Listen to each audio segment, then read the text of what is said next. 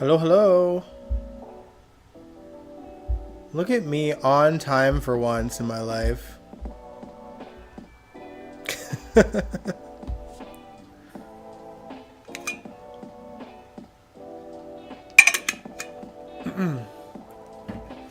That's because it's spring, y'all. We've been above zero for like almost 2 weeks now, and it's felt great. But I'll wait till people roll in because I'm never on time, so they know to come like 5 minutes after I'm supposed to be here. Do I wear the sparkly hat? Does this look good? Oh, hey, Allison. Does this look good? Or should I do without the hat today? What do you guys think? Or is the hat like very me? I feel like this is almost... Ooh. What is the lighting doing right now? There we go. I think. Maybe this is better? Oh man. Thanks, Allison. I am on time for the first time in my life. That looks good, alright. Oh man. I hope you guys had a good weekend. I had a completely do nothing weekend, which was nice and I needed it. Aside from, making my notes for this stream. That's the only like work thing I've done. But no, honestly, Friday, as I was walking to work, I slipped and fell so hard on black ice because we're in the process of like it is becoming spring. Things are melting, and a lot of the times it's slush. But in the morning, first thing, hey Angel, in the morning, first thing, it's chilly, so everything's frozen over until like the sun goes up. And like where I walk, I have to there's like a slight gate and a slight hill. Like it's not like a long one, it's just like almost like a pathway that sort of slants down, and it was all black ice and there was nowhere else to go. Like there's nowhere else to possibly go in that section. So I just tried to like slowly go on it, and I just like slipped and fell on my back. Pinched a nerve. Y'all still got snow? I am, and listen, like we will get at some point for sure another snowfall by the end of this month. And maybe even early April. But we have what we call in Alberta like false spring where like everything goes away.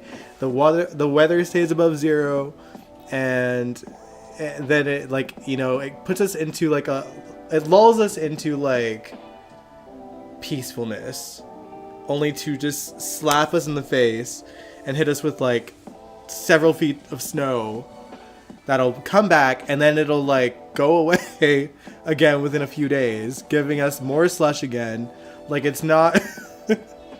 This is spring part 1, okay? We have second winter coming, but second winter is only like a week, So I'm gonna enjoy it while I can until the inevitable dump that we'll get. Once the snow is all gone, then it'll come again.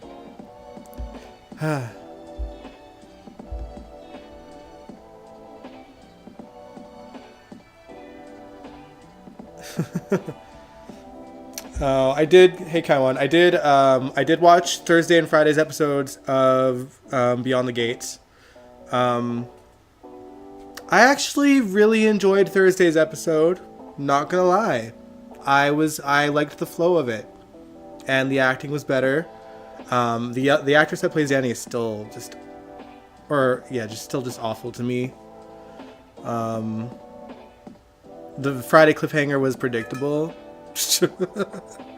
But I have to say they are finding their sort of their vibe, which I appreciate. That does not mean that I will continue to do after shows on it. I'm still waiting because, Friday was the cliffhanger. I want to see the fallout of the thing that happened at the wedding. Hey, Sandy. So, I'm still watching. But I just don't know if I will keep watching. It all depends on how this other week kind of plays out. We'll see.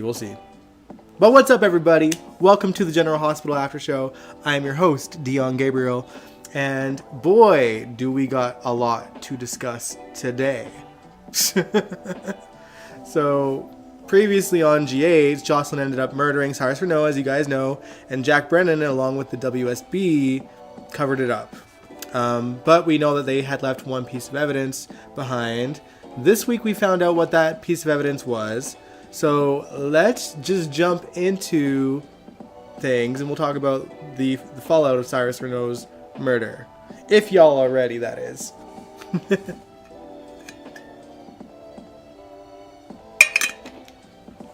Also, anyone watching the Oscars? I'm not watching it. My mom said she got bored like halfway through.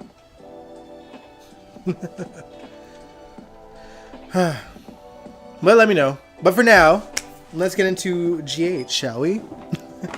So, Jocelyn, she had to put on one hell of a poker face this week as she got back to her normal life, her everyday things like working at Bobby's, but of course she had to get rid of her cell phone the night of the murder. So Trina and Carly had been trying to contact her, and they were both worried that they couldn't reach her.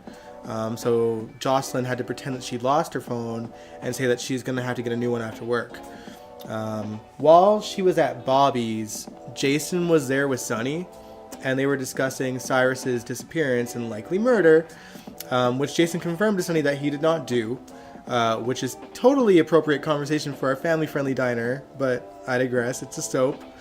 Jocelyn was about to seek advice from Jason, and my guess is she was going to confess to him on what she did and how the WSB covered it up. But she didn't get a chance to get that far because he got a phone call from the PCPD. When he gets to the PCPD, Anna confronts him and asks him point blank if he murdered Cyrus, and he point blank tells her that he didn't, even though he thought about it, and even told her that he went to Sam's grave and then went to Drew's around the time of Cyrus's disappearance. Anna believed him, but also let him know that the place looked super clean, like it had been wiped clean by a professional. So, there's that suspicion there. Allison, you said it was self-defense. Josh should have called the police. I totally agree with you. It is so dumb that she didn't. He literally came at her with an axe, which would have been there with his fingerprints on it if she had just called the damn police. Like, he was about to kill her. For sure. It is so dumb that she just let someone clean up her mess, because it just made more of a mess for her. Now, Taiwan, you said, my theory is they're going to make Jocelyn Jason's daughter? What?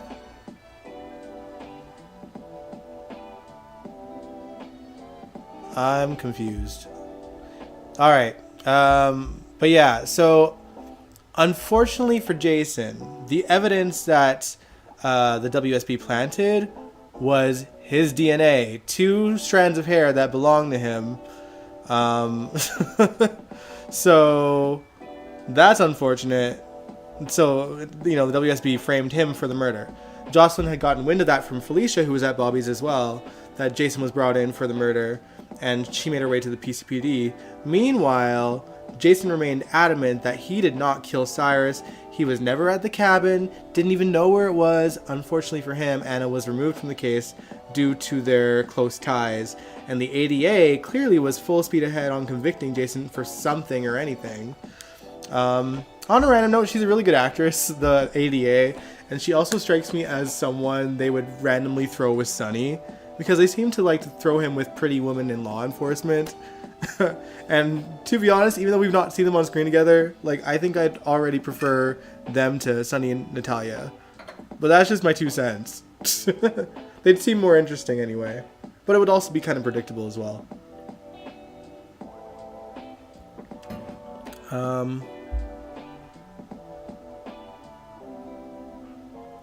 Angel, you said I can see prosecution would have warped it into premeditation. Premeditated. Yeah, that's a possibility, but like, they'd have to somehow prove that, you know? But yeah, on the Jocelyn front, Jocelyn, she shows up at the PCPD and tries to insist that Jason did not murder Cyrus, but obviously couldn't say why she was so certain. So she made her way back to the WSB headquarters to freak out at Jack, who admitted to framing Jason. But before that, Jack was with Carly when Jason was brought in, and he told her. So she made her way to the PCPD after Jocelyn had already left there.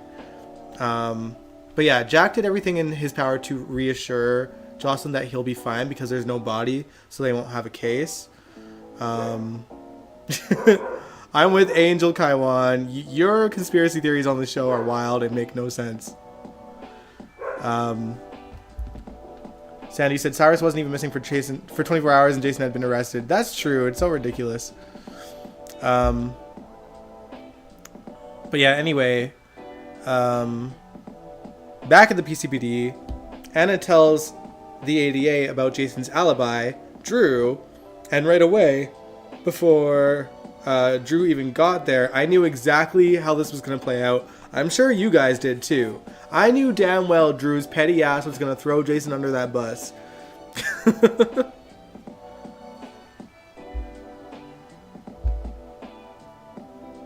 She brought a gun and she broke into his house again. She thinks Cyrus unalived her boyfriend, but she could have easily just like been like, I was looking for evidence, which Anna could verify because she admitted that she was trying to find proof that he killed Dex, and that she brought a gun for protection. Like that could have been the argument too.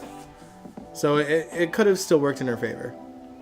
But yeah, like I said, I knew Drew was gonna throw him under the bus. And so Carly, who is now there, was baffled that Drew would stoop so low because he, of course, said, no, Jason was never at my house. And, of course, Willow of the Wind, who was there in tow with him, believed Drew. And Carly done snapped at her and was like, wake up! Like, she just, like, said it so, like, angrily, like, wake up!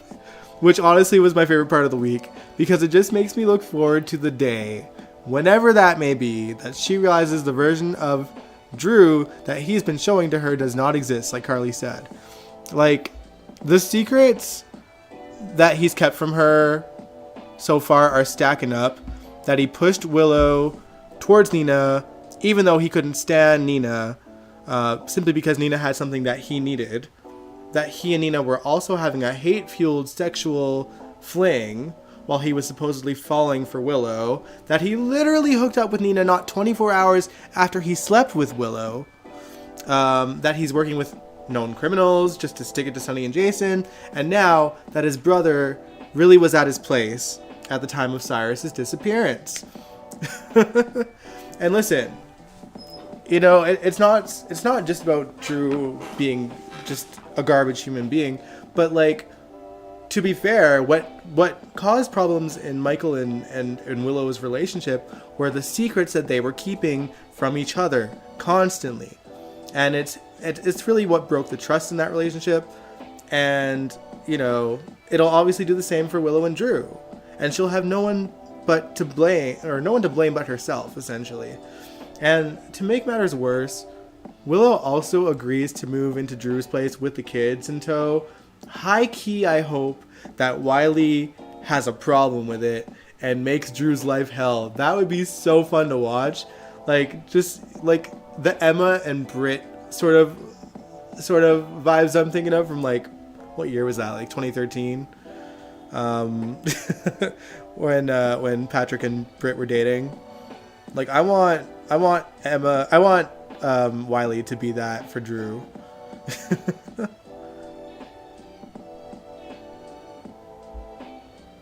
Allison, you said Drew is a jerk.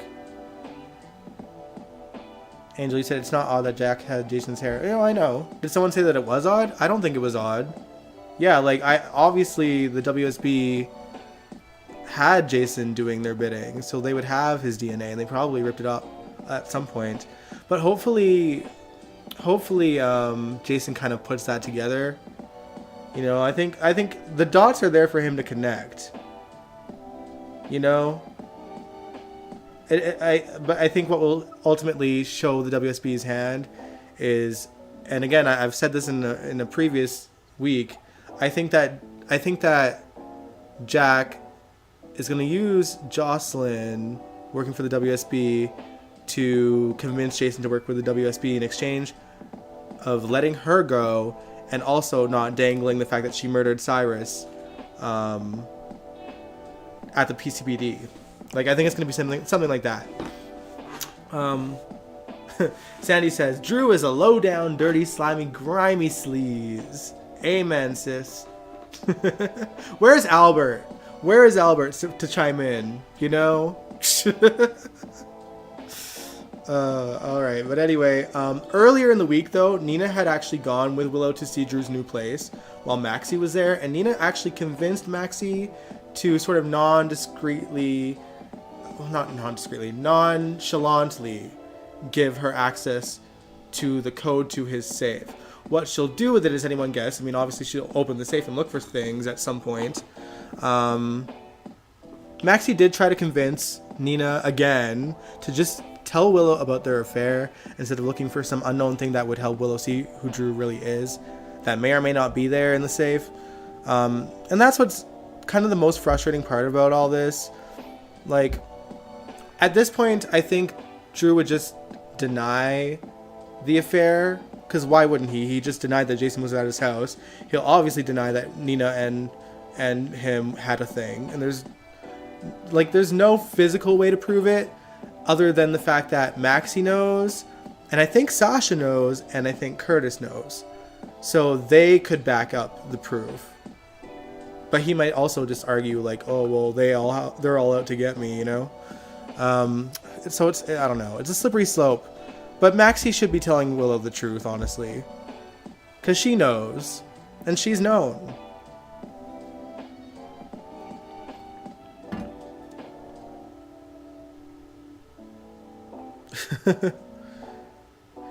Drew can sleep with a fish. Emily would just be an orphan. I'm sorry.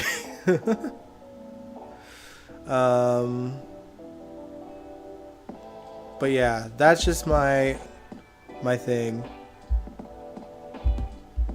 Where is, how do I do this? There. Moving that one. All right. No politics, Kaiwan. All right. So,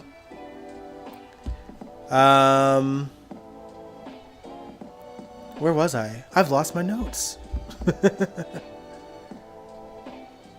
All right. Okay. So, yeah. I mean, obviously, Nina is worried that Willow is going to, you know, disown her for what she's done if Willow were to find out the truth and believe her. But if Nina were a good mother, she would be honest to Willow, whether she loses her or not. Like, yeah, it'll sacrifice her good relationship with her, but a good mother would risk that if it meant getting her away from a guy that has essentially groomed her into seeing Drew as, like, her master. And, you know, that's her own damn fault for waiting as long as she did, I mean. So it's like, I don't know, now Willow's living with Drew. So she'll have nowhere to go now because she let their relationship get as far as it did. And like, if she had told the truth so much sooner, none of this would be happening right now. So I don't know, but now she'll have nowhere to go because, you know, Nina let the relationship get so far that she's no longer welcome at the Quartermain Mansion. She has no other family that wants anything to do with her anymore. No other friends that she can crash with because they live at the Quartermain Mansion. So because he's essentially isolated her from everybody now. It's too late to, like, for there to be limited damage, like very minimal damage. So what a mess. What a mess is all I have to say. But yeah. Anyway, back to Jason though. So the thing I find most interesting about Jason's situation is that at this point, the PCPD, with all their experience with Jason, should know Jason really well by now. Because Jason has committed so many murders that he's gotten away with. And he has a clear way of handling these situations. Like, anytime he is arrested for a murder, he will say nothing to any of the law enforcement. You know, he never says anything without his attorney present. He's calm, cool, and collected the entire time. If he were to conjure up an alibi, it would be Sonny or Carly. And instead, he is saying he did not do this. He is saying Drew is his alibi, who everyone knows hates Jason. Like, if I were someone that spent years dealing with Jason at the PCPD, the fact that he used someone that hates him as his alibi would be the first and only red flag I would need to know that there is something suspicious going on here, and that he's probably not the killer. And so this is probably why they're using the ADA we've never actually seen before leading this investigation, which is annoying. Thankfully, Anna believes him, and she's going to do her best to look for a body. But, like, obviously she's not going to find one because the WSB disposed of it probably in a secure location where no one will ever find it. It's not like he's going to get buried in the Pine Barrens. So, like, I don't know. Unless they want to frame Jason even more, then they would obviously put it there. Angel, you said, I don't really understand how Willow changed her mind so fast. Like, why? Good point. Brooklyn, you said, hi, Dion. What if Drew tells Willow about Nina and said that he wants no secrets and tells Willow, beats Nina to the punch? See, oh, good point, Brooklyn. Like, Drew could easily do that. I mean, she might think differently of Drew. But I don't know. But yeah, that would work in his favor, probably. You're probably right. And Drew wants Willow away from anyone that will tell her the truth, probably. And yeah, there's no body. Exactly. So, but yeah, and Jocelyn, who could just confess the whole thing, has been assured that he won't go to jail for murder, so she's not going to confess. And to make matters worse, has now agreed to work for the WSB and is already out of town working her first mission for them, which is so ridiculous to me. Like, this part of the story is so dumb to me, but whatever. Like, she's a mess. She's going to fail this mission. She ain't going to be a good WSB agent. Ugh. But yeah, like I said before, I do think that my theory from last week is likely where the story will go, that eventually the only way Jocelyn will get set free from the WSB without her getting sent to jail for Cyrus's murder is if Jason agrees to work with them instead. And he will, because it's Carly's daughter and not Carly and Jason's daughter, Kaiwan. That I don't know. That conspiracy theory is ridiculous, in my opinion. But yeah, regardless, for now, Jason's been released on bail. So he's back living at the Q's again for the time being. Now, one part of this Cyrus story that I've enjoyed this week was the revelation to the citizens of Port Charles that Cyrus was a serial killer and serial killing in the name of God, and trying to cope and make sense of that revelation. I particularly loved the conversation between Laura and Martin. Michael E. Knight did a fantastic job at showing the guilt he felt for wanting to believe his brother had changed, and how he managed to do all of what he was doing these last few months under his nose.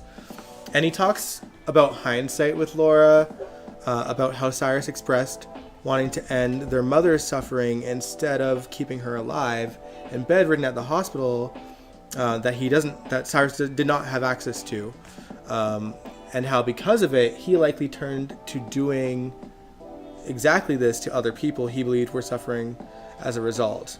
So Martin feels really responsible for what Cyrus did. He felt incredibly guilty that Cyrus tried to kill Lulu, so much so that I think Lulu picked up on it when she seen him at the Quartermains and asked him if he had any information on Valentine that would help. but she sees it as Martin maybe hiding something about Valentine, which I don't think is actually the case, but who knows. We'll talk more about why he was at the Quartermaines later, because those scenes were funny as well. But yeah, now obviously the Davis girls were devastated to learn the truth, even though Alexis already knew that Cyrus was likely Sam's murderer. Getting the confirmation and finding out his motives for it was a pretty heavy blow for Alexis and Christina and Molly too. As you guys know, Cyrus's reason for killing Sam was kind of stupid. It's because he got mad that she prevented him from completing his mission of trying to kill Lulu. So basically Sam had to die because she chose to save a life that he was trying to end. So, you know, Alexis was having a hard week. She had a nice conversation with Lucas, though. She was worried that in the midst of the heaviness of her grief, that she blamed him in some sort of way for Sam's death, because she realized that he wasn't at the funeral. She didn't know why. And Lucas did explain that it was actually because Danny did not want him there. Or no, Scout. Or no, not Scout. No, yeah, it was Danny, wasn't it? So, yeah. And she even got a comfort hug from Rick Lansing, her ex, when he found out what really happened to Sam. I do miss the Rick and Alexis friendship and wish they didn't hate each other so much as they do.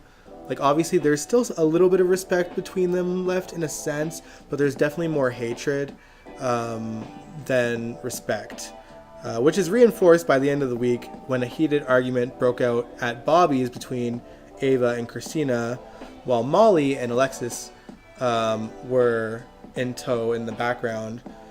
Rick always accuses Alexis of always choosing Christina, which, like, he's not exactly wrong about that. And Alexis hates him because he has no leg to stand on since he was not present in most of Molly's life. What do y'all say? Oh, yeah, we'll talk about that right away here, Sandy. And you also said... Hold on, I'm missing things. Jason kept telling them, don't trust Brennan. Yeah, he sure did. Angeli said, I think of Totally Spies when I think of Joss as a WSB spy. She just got whooped to her next mission. I hope someone watched the show as a kid. I didn't watch it that much. I do know of Totally Spies, and like my one sort of familiarity with it is that like one of the voice actors for one of the characters was also Sailor Mars in the English dub anime from like the 90s. So I recognized her voice, and that was kind of my excitement with the show, but I didn't really follow it that much. Sandy, you said, will somebody please get Christina help? That's what I want to talk about next. Yeah, enough, Christina. Just stop already. Yeah, that's how I felt. So listen, like, with the blow up between Ava and Christina, it's still so crazy to me, and clearly to you guys as well, that Christina is so disconnected from reality, and that everyone around her can see how disconnected from reality she is, including her parents, including Sunny and Alexis. And instead of sitting her down and telling her to seek therapy, they're just letting her go on living her life, blaming Ava for her baby's death, hating her for it, throwing her hands up, saying the justice system has failed, and they just sit on their hands and allow her to just continue to do that and to continue to have these meltdowns at Ava. So when Rick snaps at Christina, I can't even blame him for it, because everything he calls her out for is true. That the baby's death was an accident, but that she is technically more to blame for the loss than Ava is, because she put herself in that room to force a confrontation with her. And you know, she could have just stayed out of Sunny and Ava's war. She was being forced to testify, but there was nothing that she could do, and yelling at Ava was not going to change that she was going to get called on that stand one way or the other. Now, one thing that I do love is that Rick, when Christina was saying my baby, he had, you know, the sense to be like, you mean Molly's baby? And I'm so glad that someone, because no one else calls her out on it, I'm glad that he calls her out, because Christina, you know, she shouts my baby all the time, and it's so frustrating. It makes me cringe, because it's like she doesn't give a shit that the only reason why there was a baby at all is because she insisted on being the surrogate for her sister in the first place. There'd be no baby if she wasn't offering to carry Molly's baby with the intention of giving Molly that baby. And man, Molly, she couldn't get out of there fast enough. She vented to Cody because she went over to the queues to pick up Danny. But she didn't vent about Christina, but rather her parents hating each other and how she feels stuck in the middle of that. So even Molly just lets Christina be like mentally ill, which is unfortunate because I think that deep down she likely despises her sister's lack of awareness, but she's probably buried it because of what happened with Sam. You know, Alexis was in shambles. Her wish is that they are still a united front. So I think everyone's just sort of biting their tongue, which sucks for Molly especially. And I feel just as bad for Molly as Rick probably does. And I would love nothing more than Alexis and Sunny to sit Christina down and tell her what is what.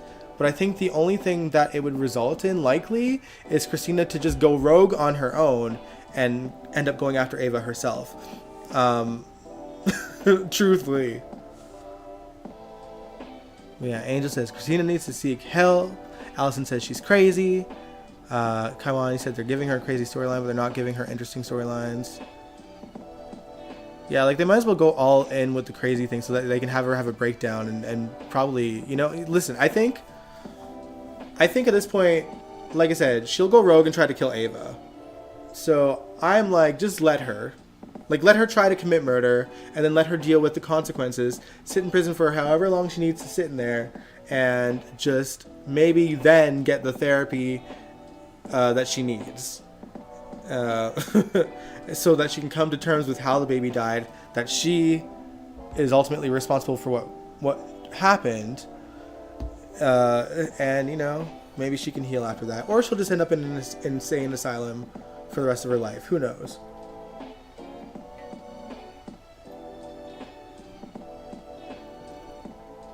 Angel, you said if I was Ava, I wouldn't have talked to Rick with Christina being there. This is true. Or do you mean talk to Sunny? Because that's what I kind of gathered from that. I mean, Rick and Ava, you know, they're kind of seeing each other now. They're going a little bit steady. They haven't really announced their relationship, but like, you know, they're hanging out. But yeah, Ava shouldn't have gone to Sunny while Christina was there. Nathan says they can backburn Christina after she breaks down. I think he said hi earlier. Hi, Nathan. Allison's, yeah, let her. Oh, man. But yeah, let's move on. Let's touch base on Lucky and Elizabeth.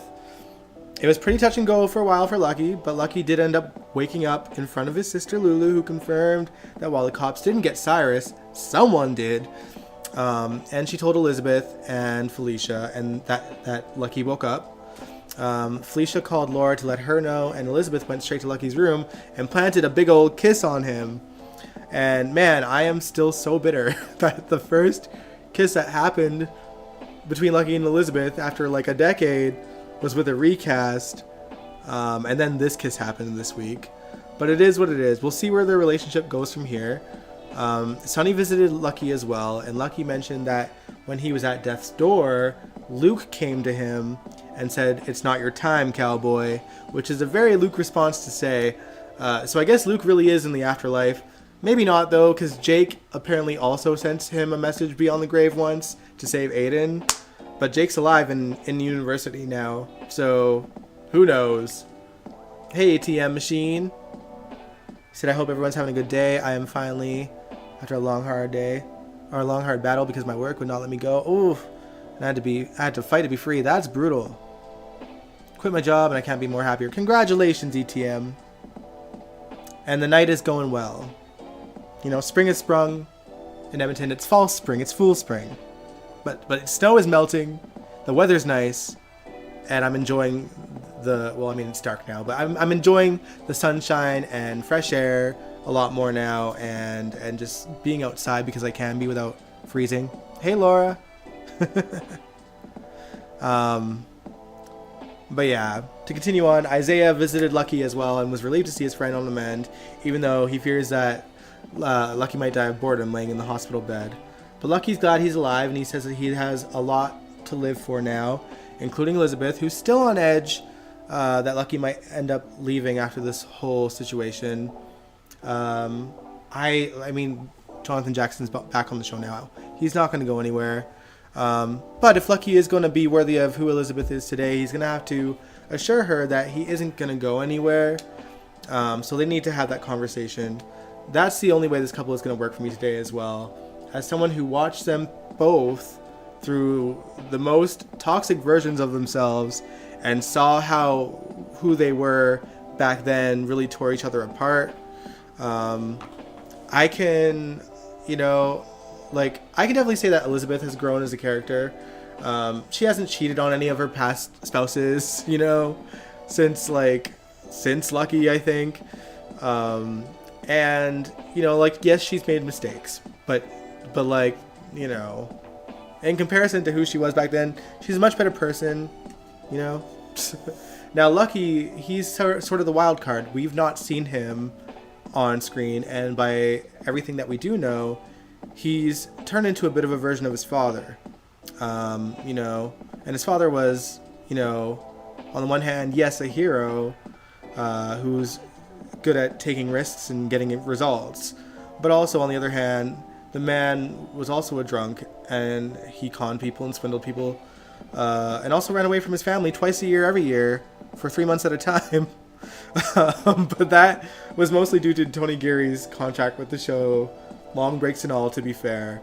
And it's a contract that is very similar to the contract that Jeannie Francis has today, which I can respect because of her, what she did for the show in the 80s. But it's just so silly to have a character that is not seen 6 months out of the year be the mayor of Port Charles. It'd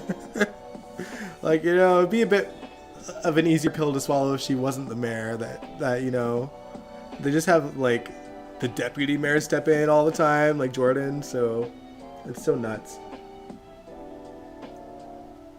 Anyway, though, Christina also visited Lucky as well, and she told him that she thinks that Jason killed Cyrus and is okay with it because the justice system tends to let killers get away with things, which obviously derives from her delusion that Ava killed Molly's child, that she likes to say is hers, and that Ava's running around free. I wonder if she has that same energy for Sonny, her father, who's committed many murders, and Jason, who's also done the same. Who knows? But let's touch base on the new big bad of Port Charles, Sidwell, who I honestly still can't take seriously as a big bad, but nonetheless we'll get into it. So the major powers of Port Charles are all very concerned over Sidwell and Drew teaming up, and how Drew is trying to move the waterfront project that he had planned with Aurora directly onto Sonny's portion of the waterfront as a move to stick it to Sonny and Jason, which would benefit Sidwell, who is just another criminal. I gotta say, it was pretty weird watching Laura, Anna, and Jordan warn Sonny Corinthos, the mobster, about the situation at hand as a courtesy. But at least Laura warned him that she is also the mayor and she won't watch that waterfront become a violent battleground for him and Sidwell to do it out. So, but let's face it, we all know it's going to happen anyway. I'm sure it'll likely be the backdrop of Sonny's next heart attack. We'll see. It's going to happen in the next 3 months for sure. Allison says, Christina is daddy's girl. Sandy said, how long has Laura been mayor without any re-election? I mean, I don't, it's what, 2017 or something? I can't remember. But I don't know. In my city, we've had mayors for 10 years and such, so who knows? And maybe there has been re-elections and she has been re-elected. They're just not sharing the story. Who knows? But yeah, meanwhile, Curtis is using his Aunt Stella's connection to another congressman so she can expose, or so he can expose rather, the kind of man that Drew is with that congressman's help.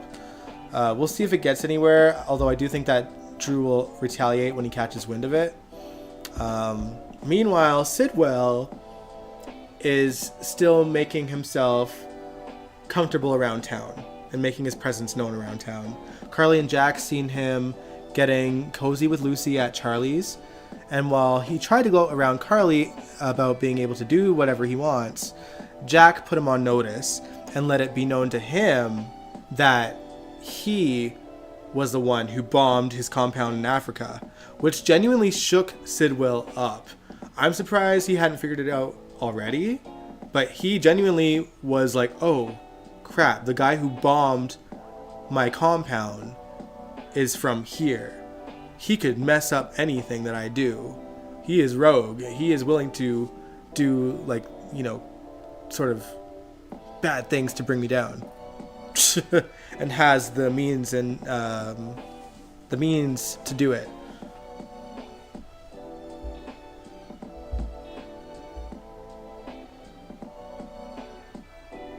My understanding is upstate New York, you know, basically if there's no competition, that's fair.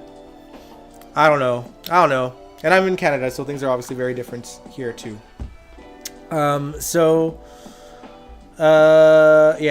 Later, Sidwell goes to the Metro Court, runs into his ex-wife Natalia, which is still a plot twist that like is kind of weird and unnecessary, but whatever. Doesn't make her more interesting. Doesn't make him more interesting either. They had an awkward elevator ride, but then he meets up with Jordan at the bar, who's still trying to butter him up to open up to her. But Lucy interrupts because Sidwell deals with minerals that Deception would find useful for their company, I guess, in their products. So he has a seat with them and says he'll gladly give them access to those minerals in exchange for 5% of the company. And Sasha happened to come through the restaurant and noticed him there and pointed out to them that he held her hostage and trapped her in a room with a bomb, which obviously has, the table feeling some type of way.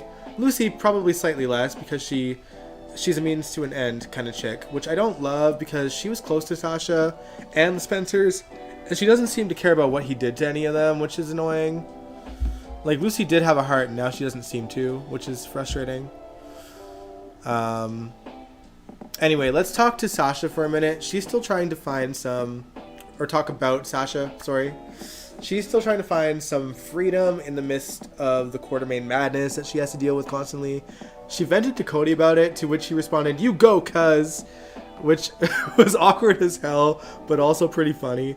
But yeah, Monica apparently has been driving Sasha nuts, and the rest of the Qs are also discussing the child's future like Sasha doesn't get a say in it.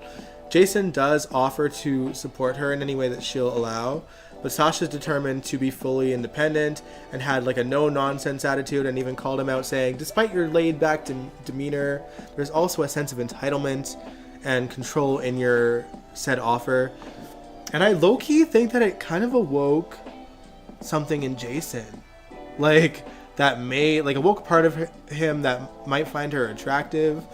This feels like J-Sam's origins all over again, which is a bad thing because it's going to feel like a cheap knockoff from the original. You can't, have them experience Jason and Sam's story through Jason and Sasha and just try to recreate the magic that was them. I don't think it's going to work. And I don't know, man. I think that, I want Jason to find a love interest. I don't want it to be Carly, and I definitely don't want it to be Anna. Though, to be fair, I think the writers realized pretty quickly that the fans have no interest in Jason and Anna as well. Because they haven't really addressed the one kiss that they did have ever since. And then Sasha, I don't know, man. Maybe because she's so young in comparison, it's almost awkward to watch. But I don't think I'm feeling them. At least not right now, anyway. Meanwhile, Olivia talks to Carly about possibly putting her up at the Metro Court and giving her a job there just to create some distance with her in the Quartermains for her own peace of mind. Carly offers it to her, but she's obviously a little reluctant because it's, again, someone else controlling her moves. But we'll see what she says. It would help her. It would get her away from the Qs. she'll have space to just kind of be with herself and stay healthy and make money on her own, doing what she loves to do, and then, you know, having a place of her own to stay as well. I think she should take it. Sandy, you think that she should take it too? Laura, you said any Jason and Sasha chemistry to me feels more like Jason and Britt. Sandy says it's the Sam and Jason story rewritten. There you go. Come on, you said I felt like they should bring back Britt. Oh, do you mean Britt? I miss Britt too. I liked Jason and Britt's chemistry. I don't think that they'll bring her back. I'd be okay with Kelly playing a new character, but maybe just give it a couple more years so that we can kind of, you know, move on, or make her look really different, you know. There are people that are like recasts of people that have played people on, you know, different times. Doesn't work. I think it worked really well with Claudia and Carly, but there was a lot of time between that. They also changed Claudia's appearance very well. Sarah Brown's also talented enough that it didn't feel like she was playing Carly. Like, she really had a different kind of nuance with that character. Therefore, I could enjoy Claudia. Yeah. So, we'll see. Angel, you said they just couldn't bring someone new for Jason. I wouldn't mind Sasha, but she's been with his nephew and is pregnant with his nephew's baby. Even Steve doesn't like this. That's true. Oh, lordy. All right. Let's talk about Britt. Or not Britt. Britt. So y'all have Britt on my mind now. Let's talk about Brooklyn and Chase's situation. Chase came up with an idea he thought was foolproof, letting Finn be their sperm donor, so that there is still basically a part of Chase in their baby. Now, Brooklyn kind of tiptoed around her explanation, but it was obvious that she did not want that to happen. And I'm on Brooklyn's side on this. Chase didn't really think too much beyond it would be part of me. He hadn't even run it by Finn yet. Like, he hadn't even thought if Finn would even be willing to father a child and let someone else raise it, given how important his own daughter is to him. And he didn't even think how it would affect Violet, or, you know, even the child when the child is older, whether or not they're going to tell their child the truth that Finn's actually his father. And pretty much everyone was a witness to the disaster of what could happen with when a sibling gets involved with a surrogate pregnancy with Christina and Molly. So anyway, Brooklyn seeks advice from her ma, Lois. She tells her that Chase is now aware that she had a child and that the father doesn't know, and how they discussed if she wanted to find that child, which she doesn't, because she doesn't know if her child even knows that they're adopted, or how they were, or knowing, I don't know, or how knowing that he or she were adopted would affect their life. I'm sure Lois is relieved by that, given he's right in the house with them, and is blissfully unaware that he is adopted, but showing similar traits to Dante already, which even Emma pointed out at one point. Honestly, in looking at Gio's appearance, he does look like he could be easily Dante's child. So it was great casting on that front. And he is showing signs of growing as an actor, despite starting with no experience and likely just getting hired for his violin skills. And it's funny, like I said, Emma noticed similarities. Not that I think that she suspects anything, but I have a feeling that she's going to be the one that puts two and two together eventually, just by snooping around.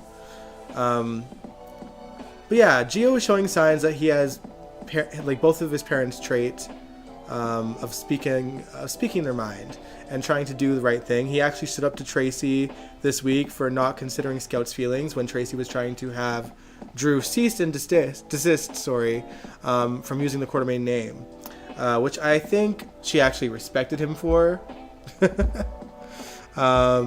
But even if she hadn't, Martin did try to put her in her place by threatening to make public this sudden revelation that part of the Quartermain property is over boundaries into the city by 20 feet, directly where the Quartermain crypt is, but she called his bluff. we'll see how it pans out.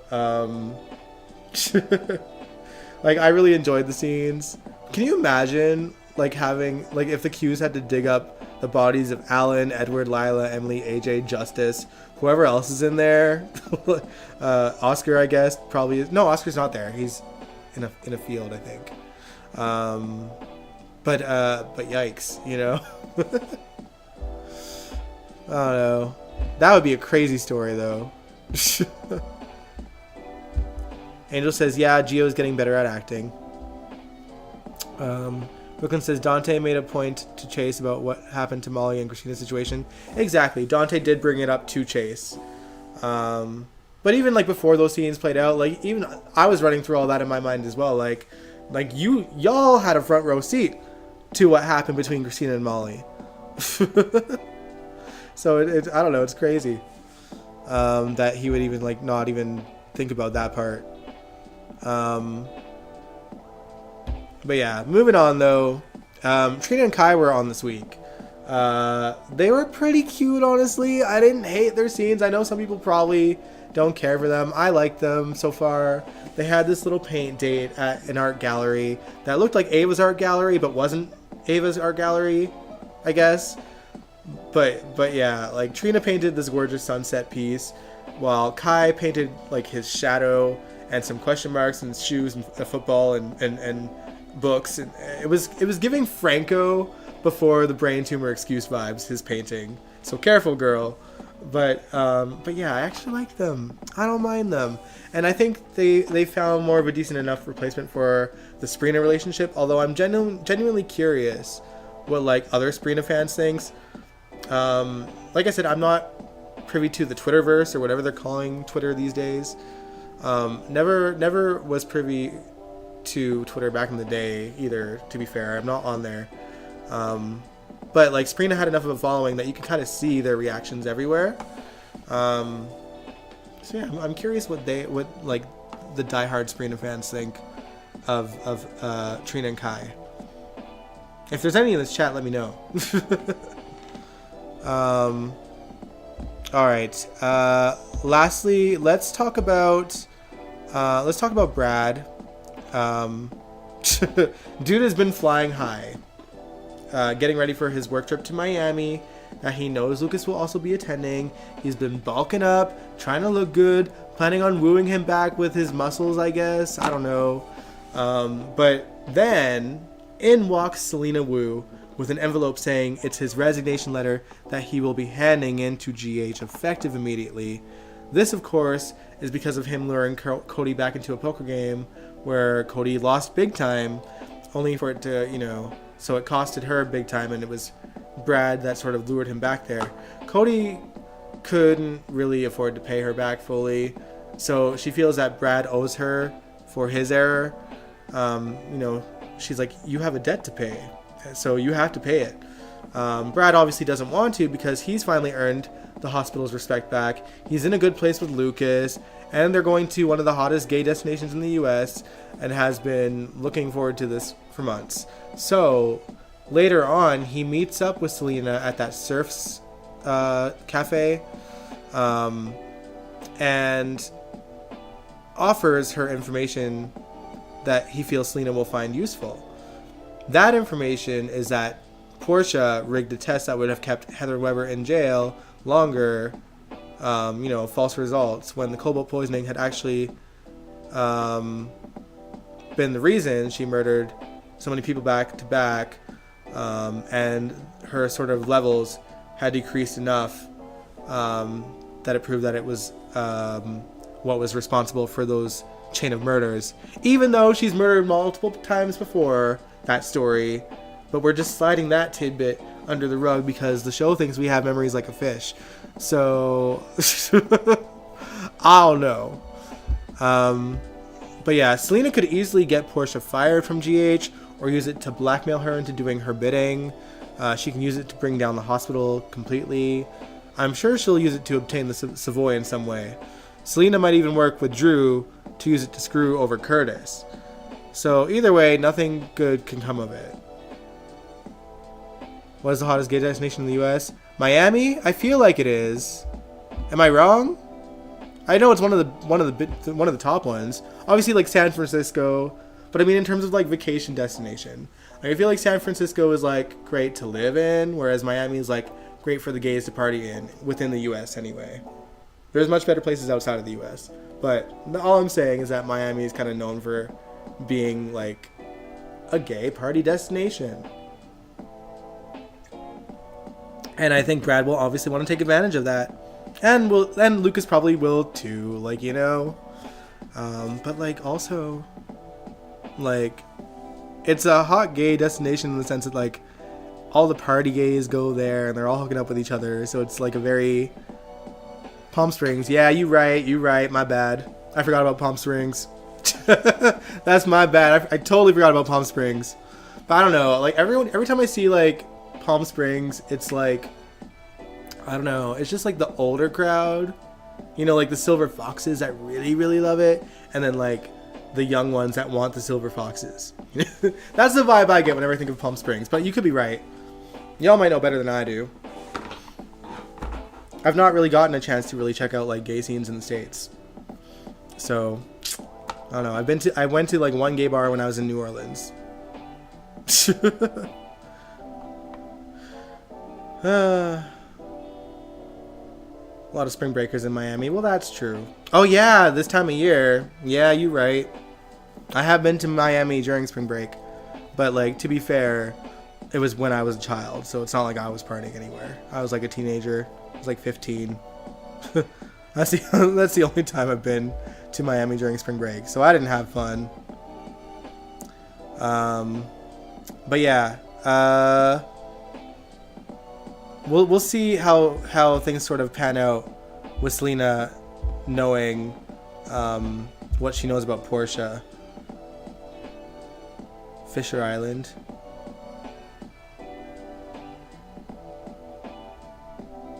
Laura, you said, remember how Brad and Lucas were in the beginning? They might really enjoy a no gossip holiday. Yeah, maybe. Maybe. We shall see. We'll see. But the thing is, like, the second that Lucas finds out that Brad blackmailed Portia into having a position there again, and blackmailed her into treating him fairly, and blackmailed, and like used that blackmail to give it to Selena so that Portia would get screwed over even more and risk the hospital being compromised because of it as well. Like, Lucas will dump him like a rock again. Realistically.